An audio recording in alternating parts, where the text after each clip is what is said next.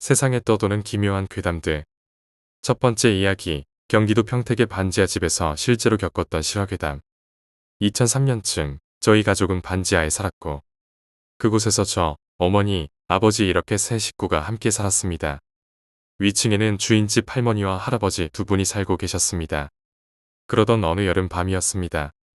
아버지와 어머니께서는 맞벌이를 하시느라 일하러 가셨고 집에는 저 혼자만 남아 있었습니다.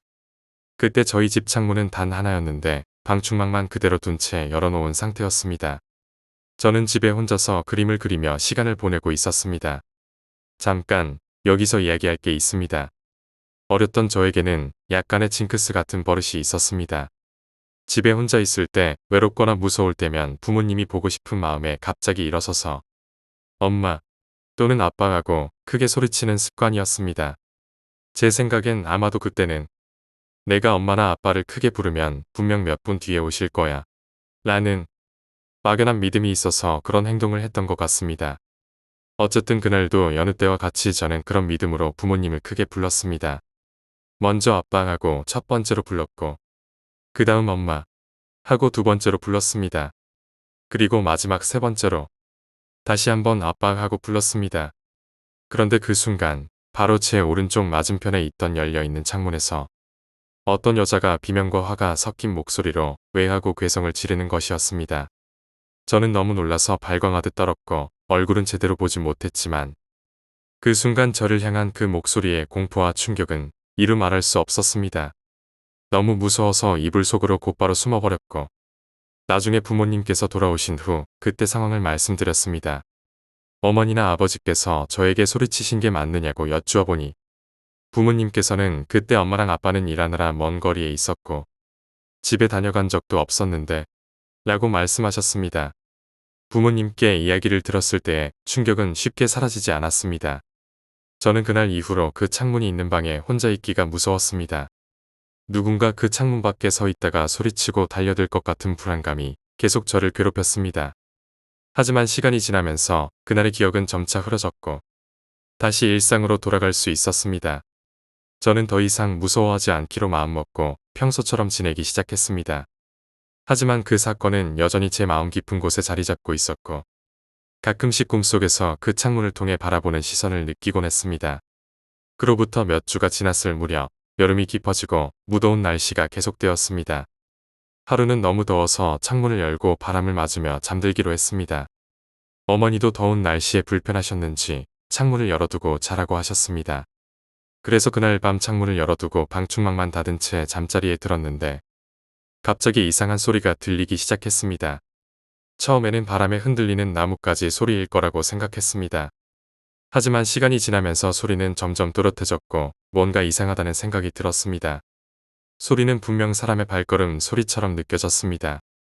창문 바로 아래에서 들려오는 그 발소리는 너무나도 천천히 아주 조용하게 움직이는 듯했습니다. 나는 소리의 방향을 찾으려 몸을 움직이려 했지만 이상하게도 몸이 굳어 움직이지 않았습니다. 마치 가위에 눌린 것처럼 온몸이 잠긴 듯한 느낌이었습니다. 눈은 뜰 수 있었지만 몸은 움직일 수 없었고 소리는 점점 더 가까이에서 들려왔습니다. 발소리가 멈추고 그 순간 창문 너머로 아주 작은 기척이 느껴졌습니다. 마치 누군가가 창문을 통해 나를 지켜보고 있는 것 같은 기분이 들었고 숨이 멎는 것 같았습니다. 나는 눈을 질끈 감고 그 기분이 사라지기만을 기다렸습니다. 얼마나 시간이 흘렀는지 모르겠습니다. 눈을 떠보니 방 안에는 아무것도 없었고 모든 것이 조용했습니다. 창문을 닫고 싶었지만 다시 잠들 수밖에 없었고 결국 아무 일 없이 아침을 맞이했습니다. 다음 날 저는 부모님께 그 일을 말씀드리려 했지만 괜한 걱정을 끼칠까봐 말을 삼갔습니다. 부모님께서는 이미 맞벌이로 힘들게 일하고 계셨고 그런 걱정을 드리고 싶지 않았기 때문입니다. 며칠 후 그 창문 사건을 완전히 잊어버렸다고 생각할 즈음이었습니다. 그날도 혼자 집에 있는 날이었고 반지하 방에서 저는 숙제를 하며 시간을 보내고 있었습니다.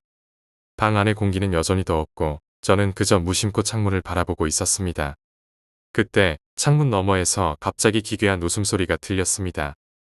너무나도 생생한 웃음이었고 처음엔 할머니의 웃음소리라고 생각했습니다. 하지만 웃음소리는 점점 기괴해졌고 그 목소리는 낯선 여자의 것이었습니다. 저는 온몸이 떨려왔고 얼어붙은 채로 아무것도 할 수 없었습니다. 웃음소리는 점차 저를 향해 다가오는 듯했고 마치 저를 조롱이라도 하듯 끊임없이 이어졌습니다. 저는 두 손으로 귀를 막고 그 소리가 사라지기만을 기다렸습니다. 그러나 웃음소리는 더 선명해졌고 이제는 낮고 억양이 섞인 중얼거림이 들리기 시작했습니다. 왜 나를 불렀어? 목소리는 내내 창문 바로 너머에서 들렸고 너무나도 생생했습니다. 저는 온몸이 마비된 듯한 상태로 아무것도 할 수 없었고 그저 그 질문에 답해야 할 것 같았습니다. 하지만 동시에 그 목소리의 주인이 누구인지 그 정체를 알아내고 싶은 마음도 들었습니다. 하지만 두려움이 너무 커서 아무것도 하지 못하고 그대로 굳어버렸습니다. 그 후로도 종종 혼자 있을 때 그 소리가 다시 들리곤 했습니다. 한동안은 창문을 열어두는 것조차 두려워졌습니다. 저는 그 소리의 정체를 알고 싶었지만 알기에는 너무 무서웠고 혼자 있을 때마다 그 소리가 들릴까 두려워 떨었습니다. 그러던 어느 날 밤 저는 혼자 집에 남아있지 않기로 결심했습니다. 부모님이 늦게 돌아오시기 전까지 할머니 집에 잠시 머물러 있기로 했습니다. 할머니와 할아버지는 저를 따뜻하게 맞아주셨고 할머니께서는 제가 혼자 남는 것이 싫다며 기꺼이 같이 있어주셨습니다. 그날 밤 할머니와 함께 거실에서 이야기를 나누며 지내다가 문득 그 창문에 대해 말씀드렸습니다. 하지만 할머니는 제 이야기를 듣고 나서 그 집의 창문에 얽힌 이야기를 처음 듣는 듯한 표정을 지으셨습니다. 할머니께서는 조용히 제 손을 잡으시며 괜찮아, 너 혼자 무서워서 그런 거야 라고 말하셨습니다. 그러나 저는 할머니의 반응이 의외였습니다. 제 이야기를 들으며 무서워하실 줄 알았는데 오히려 담담하게 말씀하시는 모습이 뭔가 익숙한 것을 알고 계신 듯한 느낌이 들었습니다. 그날 밤 이후로도 저는 종종 할머니 댁에서 시간을 보내곤 했지만 그 창문에 대한 질문만은 다시 꺼내지 않았습니다. 이후 몇 주간 그 목소리는 더 이상 들리지 않았습니다. 저는 혹시나 괜히 착각한 것이었을까 생각하기도 했지만 여전히 그 기억은 저에게 남아 있었습니다. 어느덧 여름이 지나고 가을이 찾아왔습니다. 가을의 서늘한 공기가 반지하 방에도 느껴졌고 저는 다시 평온한 일상을 보내고 있었습니다. 하지만 그 가을밤 다시 그 창문이 저를 부르는 소리가 들려왔습니다. 이제는 숨길 수 없는 정체가 밝혀지려는 듯한 기분이 들었고 나는 차마 창문을 볼 수 없었습니다. 그날 이후로 그 창문을 완전히 닫고 방충망도 내리고 잠겼습니다. 그렇게 해야만 안심할 수 있을 것 같았습니다. 하지만 그 창문을 통해 들려오던 소리는 여전히 제 귓가를 맴돌았고 저는 다시 잠들 수 없었습니다. 두 번째 이야기, 수잔과 잭. 내 이름은 수잔. 가족과 함께 평화로운 유년기를 보내던 어느 날 알 수 없는 남자에게 납치되었다. 40대 중반쯤 되어 보이는 이 남자는 나를 흡족하게 바라보더니 다가와 손을 뻗었다. 나는 그의 손길이 닿을 때마다 온몸이 떨렸다. 나는 본능적으로 몸을 뒤로 빼며 저항했지만 그의 힘은 나보다 훨씬 강했다. 그는 아무렇지 않게 나를 눕히더니 내 가슴을 만졌다. 내가 할 수 있는 일이라곤 간신히 손톱으로 그의 얼굴에 상처를 내는 것뿐이었다. 그러나 그는 그저 잠시 멈칫할 뿐 나를 더욱 강하게 짓누르며 속삭였다. 제길, 얼굴을 핥히었잖아. 망할 개집, 예뻐해주려고 했더니 안 되겠군. 그는 화가 난 듯 나의 배를 발로 걷어찼다. 나는 비명을 지르며 바닥에 나뒹굴었다. 그 남자는 나를 가리키며 차갑게 말했다. 어디 도망칠 생각하지 말고 조용히 있어. 그는 방문을 닫고 나갔고 문은 굳게 잠겨 열리지 않았다. 나는 살려달라고 문을 열어달라고 수십 번 소리쳤지만 돌아오는 것은 고요뿐이었다. 얼마나 시간이 흘렀을까? 내가 그 방 안에서 홀로 무기력하게 앉아있을 때 그는 다시 돌아왔다. 내 손목을 거칠게 잡아당기며 나를 끌고 간 곳은 한눈에 보아도 수술실이었다. 온몸에 소름이 돋았지만 저항할 힘조차 없었다. 그는 내게 친절한 미소를 지으며 나지막이 말했다. 마취를 했으니 많이 아프진 않을 거야. 이게 다 내가 날 핥힌 탓이지. 너 때문이니까 잘 참아봐. 그는 마취제로 힘없이 늘어진 내 머리를 쓰다듬더니 방을 나갔다. 그러고는 흰 가운을 입은 남자가 들어왔다. 그 남자는 무표정한 얼굴로 메스를 들고 내 손톱을 하나씩 뽑기 시작했다. 손톱이 빠져나갈 때마다 마치 신경이 끊어지는 듯한 고통이 몸 전체로 전해졌다. 아무리 소리를 지르려 해도 목소리가 나오지 않았다. 온몸이 경련을 일으키고 내 정신은 천천히 끊어지듯 서두어져 갔다. 눈을 뜨니 나는 다시 그가 처음 나를 가두었던 어두운 방에 홀로 있었다. 주인은 고요했고 그의 기척은 느껴지지 않았다. 나는 살려달라고 외쳐보았지만 들려오는 것은 정막뿐이었다. 그때 깨달았다. 그가 내게서 빼앗아간 것은 손톱뿐만이 아니었다. 내 목의 통증이 느껴졌고 나는 그가 내 성대마저 제거해버렸음을 알았다. 더 이상 소리도 낼 수 없는 상태에서 나는 절망에 빠져갔다. 벽을 두드리며 내조차 들을 수 없는 비명을 질렀지만 그 비명은 아무에게도 닿지 않았다. 내 이름은 잭. 여자친구도 없고 결혼도 하지 않은 40대 중반의 독신남이다. 외로움이 깊어질 때면 돈을 주고 욕구를 해소했지만 외로움은 사라지지 않았다. 그러던 중 친구의 소개로 그녀를 알게 되었다. 그녀는 내 마음을 단번에 사로잡았고 나는 그녀가 내 곁에 있어야만 한다고 생각했다. 나의 수잔. 나는 그녀를 몰래 내 집으로 데려왔다. 내 집에는 잠금장치가 잘 되어 있고 창문도 없는 방이 있어. 그녀가 아무리 소리치고 발버둥을 쳐도 도망칠 수 없었다. 귀여우면서도 위험한 그녀. 그녀는 내 외로움을 달래줄 나만의 애완동물이 될 것이다. 나는 그녀를 쓰다듬고 어루만지며 느꼈다. 비록 느닷없이 내 얼굴을 핥히어 상처가 남았지만 그것쯤은 괜찮다고 생각했다. 우리 사이에 트러블이 있긴 했지만 함께 살아갈 우리에겐 문제될 것이 없었다. 하지만 내게 상처를 남긴 그 손톱은 그냥 두어서는 안 되겠다고 생각했다. 나는 손톱을 뽑아내고 그녀가 소리치지 못하도록 성대를 제거했다. 이제 그녀는 소리도 지르지 못하고 나를 핥히지도 못할 것이다. 그녀가 죽지 않는 한 우리는 영원히 함께할 수 있을 것이다. 적어도 그녀가 죽기 전까지는 말이다. 이곳에 갇힌 지 벌써 열흘째. 그는 최소한의 음식과 물만을 제공하며 나를 방치하고 있었다. 목소리는 여전히 나오지 않고 손톱이 빠져나간 자리의 상처는 아직도 욱신거렸다. 이젠 누군가가 나를 찾으러 오지도 않을 것이다. 나는 그저 이 미친놈의 놀이개에 불과했고 탈출은 불가능해 보였다. 그러나 희망은 예상치 못한 순간에 찾아왔다.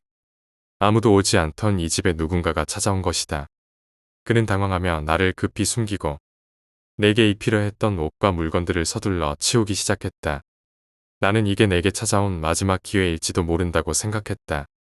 내 존재를 알릴 수 있는 유일한 기회. 문은 굳게 잠겨 있었지만 누군가가 집에 들어왔다는 것을 느낄 수 있었다. 나는 내 모든 힘을 다해 잠긴 문을 두드렸다. 살기 위해, 자유를 위해 나는 절박하게 문을 두드렸다. 모처럼 어머니가 오시기로 했다. 어머니에게 수잔을 보여드릴 수는 없었다. 어머니는 나의 특별한 관계를 이해하지 못할 테니까. 나는 수잔을 위해 준비한 옷과 물건을 방 한구석에 숨기고 문을 닫았다. 어차피 성대를 제거했으니 물건조차 보이지 않으면 어머니가 머무는 동안은 아무 일도 일어나지 않을 것이다. 잭, 청소 좀 하고 살아라. 이게 사람 사는 집이니? 동물놀이 같잖아. 네, 어머니. 결혼은? 도대체 결혼은 언제 할 거냐? 전 결혼엔 관심 없어요. 좀 평범하게 살 수는 없니? 제가 사는 방식이 뭐가 문제죠? 그 순간 갑자기 방에서 두드리는 소리가 들렸다. 어머니는 의아한 표정으로 나를 쳐다보았다. 잭, 저게 무슨 소리니? 어머니, 신경 쓰지 마세요. 잠깐만 보자. 뭔가 부스럭거리는 소리가 나는걸. 어머니는 문을 열고 방 안을 들여다보더니 당혹스러운 목소리로 외쳤다. 잭, 너 천식이 있어서 애완동물은 키우지 말라고 했잖아. 이게 무슨 짓이니? 당장 치워버려. 내 이름은 수잔. 결국 나는 자유를 얻었다. 날카로운 손톱도 없고 목소리도 잃었지만 이제 나는 자유다. 나는 이제 스스로 살아갈 수 있는 존재가 되었다. 누군가의 보살핌 따위는 필요 없다. 자유로운 세상으로 발을 내딛는 순간 나는 더 이상 과거의 수잔이 아니라는 것을 느꼈다. 나는 그 남자, 잭의 집에서 풀려났지만 자유의 감각은 오히려 무겁게 느껴졌다. 내 손톱과 목소리를 잃은 나는 신체적 고통뿐 아니라 정신적 충격에서 헤어나올 수 없었다. 나는 한때 당당하고 행복한 소녀였지만 잭이 내게 남긴 상처는 내 존재의 일부를 앗아가 버렸다. 나는 이제 어떻게 살아가야 할지 몰랐다. 잭의 어머니가 문을 열어주고 나를 구해주었을 때 나는 아무 말도 할 수 없었다. 목소리를 잃은 나는 그녀에게 내 사정을 설명할 수 없었다. 내 손을 잡은 그녀의 눈빛에서 연민을 느낄 수 있었지만 그 눈빛이 더더욱 나를 불안하게 했다. 경찰은 내가 겪은 일들을 조사하려 했지만 나의 말을 들어줄 사람은 없었다. 나는 그저 이 사건의 생존자일 뿐 증언도 할 수 없는 잃어버린 목소리를 가진 존재였다. 경찰이 수사하려 해도 제게 어머니는 자신이 아무것도 몰랐다는 말만 반복하며 상황을 부인했다. 어느새 나는 무관심과 가엾다는 시선 속에서 빠져들고 있었다. 잭이 내게 남긴 상처는 단지 신체적인 것만이 아니었다. 그는 내 정체성을 산산이 부숴놓았고 나는 그에게서 벗어났어도 여전히 그의 속박에 갇혀 있었다. 내 이름은 잭. 나의 소중한 수잔을 잃어버리고 난 후 내 안의 허전함은 더욱 커져갔다. 그녀가 나를 벗어나 자유를 얻었다고 생각할 수도 있겠지만 사실 그녀는 영원히 내 속에 남아있을 것이다. 나와 그녀는 운명적으로 얽혀 있었고 그 누구도 우리의 끈을 끊을 수 없었다. 수잔이 떠난 후 나는 그 방을 매일 청소하며 그녀의 흔적을 느꼈다. 그녀의 향기와 몸짓, 나에게 저항하며 남겼던 자국들이 사라져도 나는 그녀가 여전히 내 곁에 있는 듯한 기분을 느꼈다. 내가 그녀를 놓아준 것이 아니다. 어머니가 그녀를 발견한 후 나의 수잔은 나를 떠나갔지만 내 마음속에서 그녀는 영원히 살아있다. 아무리 손톱을 잃고 목소리를 잃었더라도 그녀는 나의 기억 속에 남아있고 나는 언제나 그녀와 함께할 것이다. 나는 또 다른 수잔을 찾기로 했다. 세상에는 수많은 외로운 사람들이 있고 나의 곁에 머물고 싶은 이들이 있을 것이다. 하지만 나는 결코 수잔을 완전히 대체할 수는 없을 것임을 알고 있었다. 나는 그녀가 내게 남긴 상처를 씻어내기 위해 새로운 사람을 찾고자 했지만 내 머릿속에서는 끊임없이 수잔의 목소리가 들려왔다. 그녀는 나를 저주하며 자유를 갈망하던 날의 모습으로 내 꿈속에 나타났다. 내가 그녀를 붙잡아두려 하면 할수록 그녀는 더욱더 나에게서 벗어나려 발버둥 쳤고 그 모습은 날 괴롭히면서도 나를 더욱 강하게 끌어당겼다. 그 후 나는 힘겹게 사회로 돌아왔지만 사람들 앞에 서는 일이 두려웠다. 잃어버린 손톱과 목소리로 인해 나는 나 자신을 지킬 힘을 상실한 상태였다. 사람들은 나를 연민과 경멸의 눈빛으로 바라보았고 나는 점차 그들의 시선 속에서 작은 존재로 축소되어 갔다. 잭의 이름을 들을 때마다 내 몸은 무의식적으로 떨렸고 그가 남긴 상처는 아직도 내 속에서 고통스럽게 흔들리고 있었다. 나는 잭에게서 벗어났지만 그의 악몽 속에 갇혀있는 기분이었다. 내게 남겨진 것은 찢겨진 영혼과도 같은 무력감뿐이었다. 나는 어떻게 살아가야 할지 몰랐고 어디에서도 위안을 찾을 수 없었다. 도움의 손길을 뻗고 싶었지만 내 목소리는 나오지 않았다. 내 손톱이 사라진 자리는 오랜 시간이 지났음에도 여전히 아물지 않았고 내가 할 수 있는 일은 그저 내 몸을 움켜쥔 채로 하루하루를 견디는 것이었다. 내 안에는 여전히 잭의 그림자가 남아 있었다. 그를 증오하고 그에게서 벗어나고 싶었지만 그는 내게 씻을 수 없는 상처를 남기고 떠난 존재로 내 속에 깊이 남아 있었다. 그가 내게 남긴 상처는 내 삶의 일부가 되었고 나는 그것을 완전히 잊어버릴 수 없었다. 나는 더 이상 과거의 수잔이 아니었다. 이제 나는 과거의 상처 속에서 새로운 삶을 찾기 위해 몸부림치는 존재가 되었다. 그러나 잭의 기억은 여전히 나를 올가매고 있었다. 나는 그가 남긴 상처를 치유하기 위해 끝없는 싸움을 이어가야 했다. 잭의 악몽 속에서 살아남기 위해 나는 매일매일 내 자신을 다독이며 새로운 길을 찾아가야 했다. 그는 내게 영원히 지워지지 않는 상처로 남았지만 나는 이제 그 상처를 내 삶의 일부로 받아들이며 살아가기로 결심했다. 삶은 쉽지 않았지만 나는 내 안에 남은 힘을 다해 앞으로 나아가기로 했다. 내 목소리가 없더라도 내 손톱이 없더라도 나는 여전히 살아있는 존재였고 그 누구도 나의 삶을 대신할 수 없었다. 나는 그렇게 조금씩 내 상처와 타협하며 살아가기로 했다. 잭이 남긴 상처 속에서도 나는 나만의 길을 찾으며 새로운 삶을 살아가고 있었다. 끝내 잭는 내 과거로 남았고 나는 내 삶을 되찾기 위한 첫걸음을 내디뎠다. 세 번째 이야기, 시간. 인간이 시간을 생각한 것은 언제부터였을까? 아마도 시간이 중요했기 때문일 것이다. 해가 뜨고 해가 지며 주변 환경이 변하는 것을 보면서 인간은 시간의 존재를 깨닫고 시간이라는 개념을 인정하게 된 것이다. 시간이라는 이 아무것도 아닌 존재 덕분에 인간은 행복과 슬픔을 느끼게 된다. 그리고 나 역시 지금 이 시간이라는 존재 덕분에 슬픔을 느끼고 있다. 내게 주어진 시간은 단 한 달뿐이다. 세상은 한 달이 지나도 영원할 것처럼 흘러가겠지만 나에게 시간은 단지 한 달로 끝이다.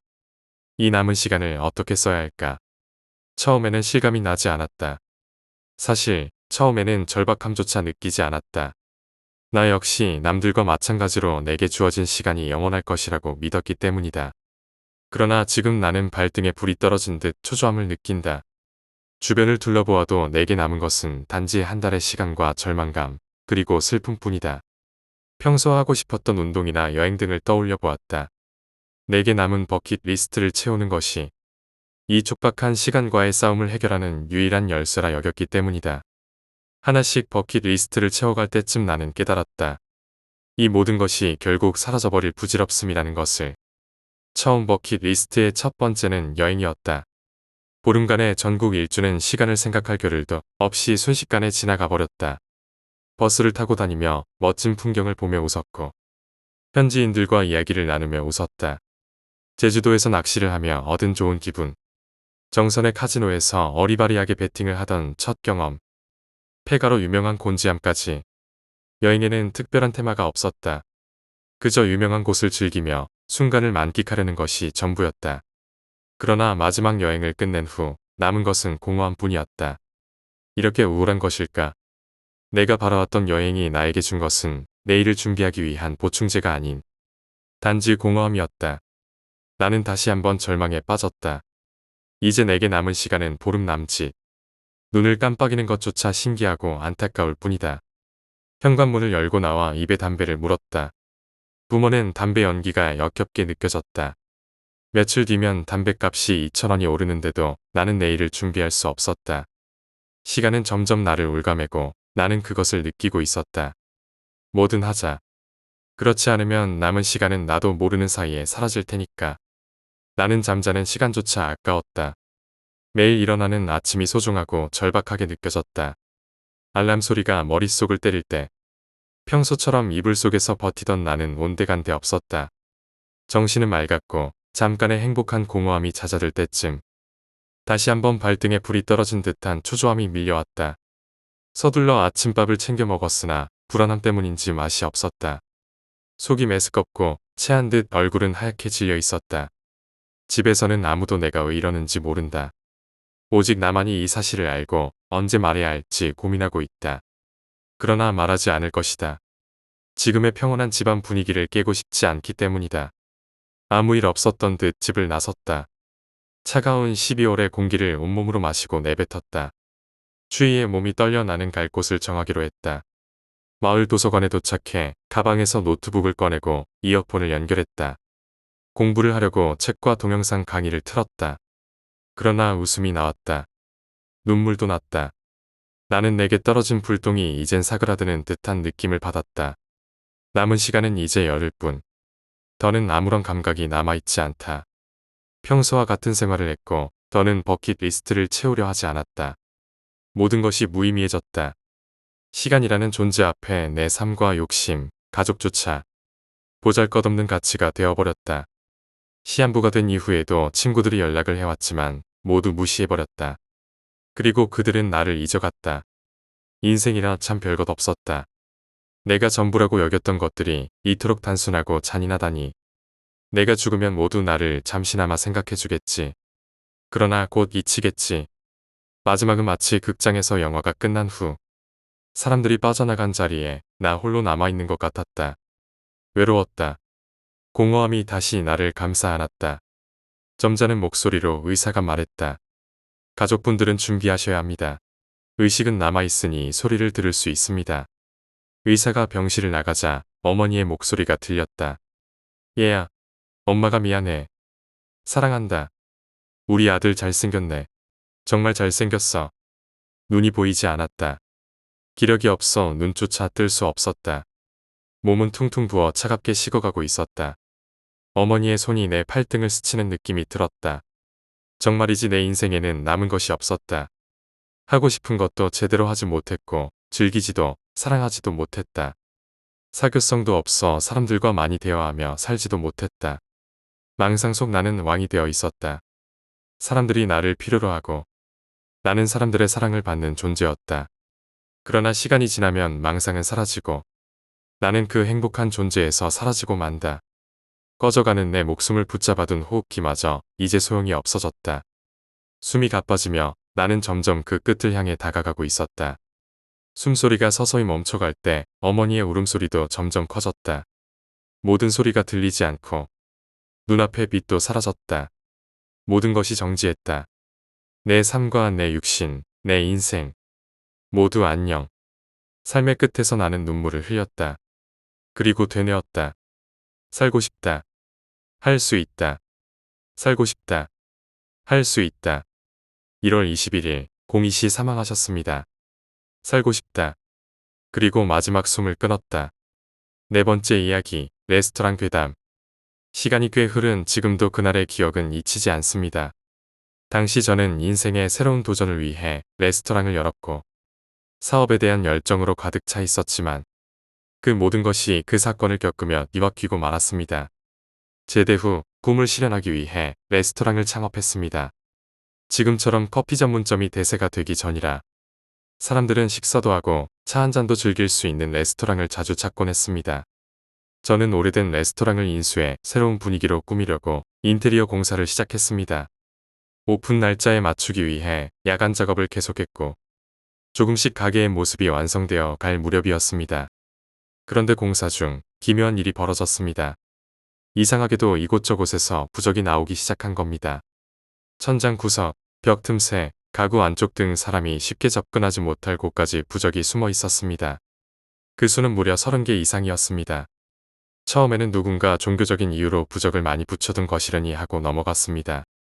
하지만 마음 한편으로는 찜찜한 기분이 들었습니다. 개업을 설 남긴 저녁, 저는 인테리어 작업자들과 야식을 먹으며 술도 몇 잔 기울였습니다. 밤이 깊어질 무렵이었죠. 그때 가게 문이 열리며 누군가가 들어왔습니다. 그 사람은 인사를 하거나 말을 걸지도 않고 곧장 화장실로 향했습니다. 저와 함께 있던 작업자도 그 장면을 똑똑히 목격했습니다. 저는 아직 오픈 전이었으므로 손님이 화장실에서 나오면 3일 후에 다시 오십시오 하고 말씀드리려 했습니다. 그런데 시간이 지나도 손님은 나오지 않았습니다. 10분이 지나고 15분이 지나고 20분이 지나도 마찬가지였습니다. 이상해서 직접 화장실에 들어가 보기로 했습니다. 먼저 남자 화장실을 확인해 보았지만 아무도 없었습니다. 그 다음 여자 화장실도 확인했지만 그곳 역시 텅 비어 있었습니다. 저는 순간 헛것을 본 것일까 싶었지만 같이 있던 작업자도 똑같이 받기에 석연치 않은 기분이 들었습니다. 당시에는 그 사건이 저를 패닉 상태로 몰아넣는 일의 시작일 줄은 상상조차 못했습니다. 이윽고 개업 하루 전날이 되었고 저는 바쁘게 준비에 매진했습니다. 점검을 마치고 직원들에게 줄 간식을 사기 위해 가게 옆 슈퍼에 들렀습니다. 슈퍼 사장님이 오픈 준비는 잘 되어 가느냐며 이것저것 물어보시더니 한 가지 부탁을 하셨습니다. 개업날 가게 문 앞에 술을 뿌리고 떡을 놓으라는 것이었습니다. 저는 기독교 신자라 그런 미신적인 행위는 하지 않는다고 말씀드렸지만 사장님은 간곡하게 부탁하셨습니다. 잠시 고민하며 제 가게에 무슨 문제가 있는지 물어보았습니다. 그러나 사장님은 제가 기분 나빠할 것이라며 말하지 않으려 했습니다. 저는 며칠 전에 이상한 걸 봤다며 상황을 설명했고 사장님은 그제야 이야기를 꺼냈습니다. 전에 이 가게를 운영하던 사장은 주방에서 일을 할 때마다 자꾸 누군가가 옷을 잡아당기는 기분이 들어 뒤를 돌아보면 아무도 없었다는 겁니다. 그 일이 반복되다 보니 신경이 곤두섰고 어느 날 뒤를 돌아봤을 때 귀신이 서 있었다는 겁니다. 그 사장은 공포에 질려 그 자리에서 기절했고 나중에 직원들이 발견해 병원으로 실려갔다고 합니다. 당시 이 일로 동네가 난리가 났다며 슈퍼 사장님은 덧붙였습니다. 그제야 가게 곳곳에 부적이 붙어 있던 이유를 알 것 같았습니다. 하지만 오히려 흉가를 이용한 가게가 대박이 난 사례를 떠올리며 두려움보다 호기심이 생겼습니다. 개업날 슈퍼 사장님의 부탁을 무시한 채 술과 떡을 준비하지 않았습니다. 개업 첫날은 분주하게 지나갔고 새로운 사업에 대한 열정이 모든 걱정을 잠재웠습니다. 하지만 몇 주가 지나면서 이상한 일들이 하나둘 나타나기 시작했습니다. 주방에 혼자 있을 때면 누군가가 뒤에 서 있는 듯한 기분이 들었습니다. 가끔 주방에 놓인 칼이 다른 위치로 옮겨져 있거나 테이블 정리 상태가 미묘하게 달라져 있었습니다. 눈치채지 못할 정도로 작은 변화였지만 기분이 이상했습니다. 그러던 어느 날 밤에 일하는 아르바이트 학생이 저에게 관상을 봐주겠다고 했습니다. 그 학생은 신기가 있는 친구였습니다. 사장님, 이 가게에 누가 있어요? 그걸 언제부터 알았는데? 처음 온 날부터요. 지금도 가게 안을 돌아다니고 있어요. 그럼 귀신이 여자야 남자야? 그건 저도 모르겠어요. 다만 이곳을 떠날 것 같진 않아요. 귀신이 있다는 것을 확실히 알게 되니 다리가 후들거렸습니다. 그 순간 뒤에서 누군가가 서 있는 느낌이 들었습니다. 뒤를 돌아보니 순간적으로 사람 형태가 보였다가 사라졌습니다. 저는 놀라서 혹시 방금 그 귀신이 내 뒤에 있었던 거야? 하고 물었습니다. 그 학생은 맞다고 하면서 제 눈에 그것이 보인 게 신기하다고 했습니다. 그날 밤 11시 어둑어둑한 가게 안에서 무서운 기분에 휩싸여 급히 문을 닫고 퇴근했습니다. 집에 돌아와 어머니께 이야기를 털어놓았습니다. 어머니는 제가 피곤해서 헛것을 본 거라며 걱정하지 말라고 하셨지만 이야기를 들으시고는 소름 끼친다고 하셨습니다. 어머니와 상의한 끝에 목사님을 초청해 가게에서 예배를 드리기로 했습니다.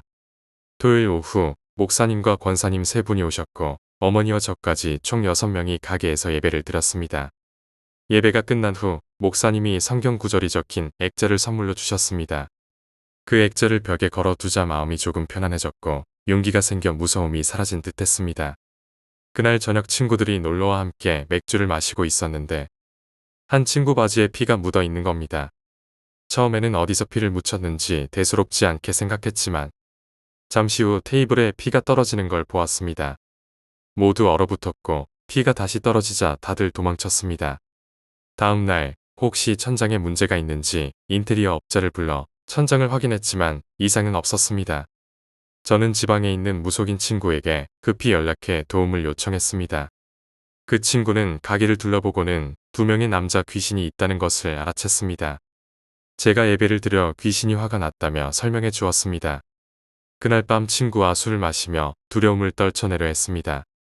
술김에 용기가 생겨 새벽에 가게로 돌아가 소리를 질렀습니다. 귀신아 있으면 나와라. 한판 붙자. 하고 고래고래 소리를 지르다 지쳐 소파에서 잠이 들었습니다. 다음 날 아침 앞 가게의 소리와 함께 제 가게 카운터에서 남자 목소리가 들렸습니다. 저놈 잔다. 아니야, 저놈 지금 일어났어. 가위 눌림도 아닌데 귀신의 목소리가 또렷이 들렸습니다. 이후 가게에 대한 애정이 떨어져 더 이상 운영할 수 없겠다고 생각했습니다. 가게를 팔고 새로운 사업을 시작하게 되었습니다. 저는 현재 오토 캠핑장을 운영하고 있지만 그 시절을 떠올리면 여전히 소름이 돋습니다. 지금은 여름철 무서운 이야기가 필요할 때 손님들에게 이 이야기를 들려주곤 합니다. 가게를 팔고 나서는 그곳과 관련된 기억을 최대한 지우려 했습니다. 하지만 사람들 사이에서 오랜만에 모임이 있거나 여름밤 누군가가 무서운 이야기를 해달라고 하면 어김없이 떠오르는 건 이 레스토랑에서의 경험이었습니다. 가게를 팔고 새 주인이 들어선 후에도 그 가게는 자주 바뀌었고 거의 매번 3개월을 넘기지 못했습니다. 몇 번 주인이 바뀐 후에는 아예 폐업한 상태로 방치되었고 저도 그 가게를 완전히 잊고 지내고 있었습니다. 하지만 어느 날 한 친구가 그 가게를 우연히 지나게 되었다며 저에게 소식을 전해 주었습니다. 그 가게 다시 열렸더라. 이번엔 잘 되려나? 저는 괜히 그 이야기를 듣고 기분이 이상해졌습니다. 그 친구는 아무렇지도 않게 말했지만 제가 느꼈던 그 기묘한 일들이 새삼스럽게 떠오르며 섬뜩한 기분이 들었습니다. 그로부터 몇 달이 지나고 우연히 제가 그 근처를 지나게 되었습니다.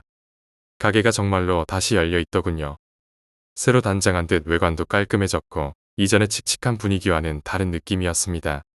가게 앞에 세련된 다이닝 레스토랑이라는 새로운 간판이 걸려 있었고 안에서 손님들이 식사를 즐기고 있는 모습이 보였습니다. 저는 문득 호기심이 생겼습니다. 지금은 그 가게에서 더 이상 무슨 일이 일어나지 않는 것인지 아니면 여전히 기이한 현상이 계속되고 있는 것인지 궁금해졌습니다. 그래서 가게 안으로 들어가 직접 확인해 보기로 했습니다. 가게 안은 밝고 현대적인 분위기로 바뀌어 있었습니다. 예전에는 다소 어두운 조명과 낡은 가구들이 분위기를 묘하게 눌렀지만 지금은 밝은 조명과 세련된 인테리어로 새롭게 변신해 있었습니다. 하지만 저는 여전히 그 장소에 대한 기억 때문에 마음 한구석이 불편했습니다. 한 직원이 다가와 제게 자리를 안내해 주었습니다. 저는 그에게 예전 이곳에 있었던 일에 대해 물어보고 싶었지만 혹시나 그가 이상하게 생각할까봐 입을 열지 않았습니다. 식사를 마친 후 슬쩍 직원에게 말을 걸었습니다. 이곳에 새로 오셨나요? 이전 주인도 여기서 꽤 오래 계셨나요? 직원은 저를 의아하게 쳐다보더니 대답했습니다. 아, 저희 사장님께서도 최근에 이 가게를 인수하셨습니다. 이전에 무슨 일이 있었는지는 잘 모르지만 손님들이 가끔 이상한 이야기를 하시더라고요. 그 순간 저는 한 가지 결심을 했습니다. 예전에 무속인 친구에게 들은 이야기와 지금 이 직원의 말을 종합해보니 이 가게가 그저 단순히 주인이 바뀌는 게 아니라 어떤 원인에 의해 문제가 반복되고 있는 것 같았습니다. 저는 며칠 후 무속인 친구를 찾아갔습니다. 오랜만에 만난 친구는 무속인의 삶에 완전히 익숙해진 듯 보였고 자신의 신당에서 일하며 바쁘게 지내고 있었습니다. 저는 친구에게 지난번 경험을 다시 상기시키며 그 가게의 현재 상태에 대해 물어보았습니다. 친구는 잠시 생각하더니 말했습니다. 그때도 내가 말했지만 그 가게에는 2명의 남자 귀신이 있었어. 그들이 왜 거기에 있었는지는 나도 정확히는 몰랐지만 아마 그 공간에 뭔가 풀지 못한 원한이나 한이 남아있는 것 같아. 저는 그녀의 말을 듣고 섬뜩한 기분이 들었습니다. 왜 하필이면 그 가게였던 걸까? 어쩌면 그곳에 어떤 사연이 있는 것은 아닐까 하는 생각이 들었습니다. 그래서 친구에게 더 자세히 물어보았습니다. 혹시 그 원한이나 한이 풀릴 방법은 없을까? 친구는 고개를 저으며 답했습니다. 귀신의 원한이나 한이 풀리기란 쉽지 않아. 가장 좋은 방법은 그 장소에 대한 예배나 굿을 올리는 건데 내가 예배를 드린 후에 일이 더 심해진 걸 보면 이 귀신들은 굉장히 고집이 센 영혼들이야. 그 말을 듣고 저는 그 가게에 대한 애증이 다시금 마음속에 피어오르는 것을 느꼈습니다. 처음에는 그저 사업을 위해 열심히 운영하려던 곳이었지만 지금은 그 가게가 저에게 있어 기이하고도 불길한 기억으로 남아 있었습니다. 친구는 저에게 조심스럽게 제안했습니다. 내가 그곳에 대해 잊고 싶다면 그냥 그 장소에 대해 생각하지 않는 게 좋아. 가끔은 오히려 있는 것이 해결책이 될 때도 있거든. 하지만 저는 쉽게 잊을 수 없었습니다. 시간이 지나도 여전히 머릿속에 남아있는 그 기이한 기억들. 특히 그 가게에서 들었던 마지막 목소리. 남자 2명이야 저놈 잔다 하고 중얼거리던 그 소리는 아직도 선명했습니다. 이후로 저는 다시 그 가게를 찾아가지 않기로 결심했습니다. 하지만 이상하게도 여름밤에 친구들과 모여 무서운 이야기를 나눌 때면 어김없이 그 레스토랑에서의 경험이 떠오르곤 했습니다. 지금은 오토 캠핑장을 운영하며 안정적인 생활을 하고 있지만 밤에 혼자 남아 그 시절을 떠올리면 소름이 돋곤합니다. 그때는 한창 정보팩이 넘쳤기에 귀신이 있다 해도 기죽지 않고 맞서려 했지만 지금 생각해보면 그때의 행동이 무모했던 것은 아닌가 싶습니다. 이 이야기를 할 때마다 제 말을 들은 사람들은 무서워서 화장실조차 가기 꺼려합니다. 여름철 무더위를 날려버릴 만한 무서운 이야기 소재로는 제격이지만 저에게는 그저 10여 년 전 저를 패닉에 빠뜨렸던 잊지 못할 경험일 뿐입니다. 저는 다시는 그 가게에 가지 않기로 했습니다. 하지만 마음속에 하나의 의문이 남아 있습니다. 그곳에 있던 2 남자 귀신은 대체 누구였을까요? 그리고 그들이 그곳에서 떠나지 못한 이유는 무엇이었을까요? 시간이 더 흐르고 여전히 그 가게는 남아 있습니다. 사람들은 그저 평범한 건물이라고 생각하겠지만 저에게 그 장소는 이제 영원히 지울 수 없는 흔적입니다.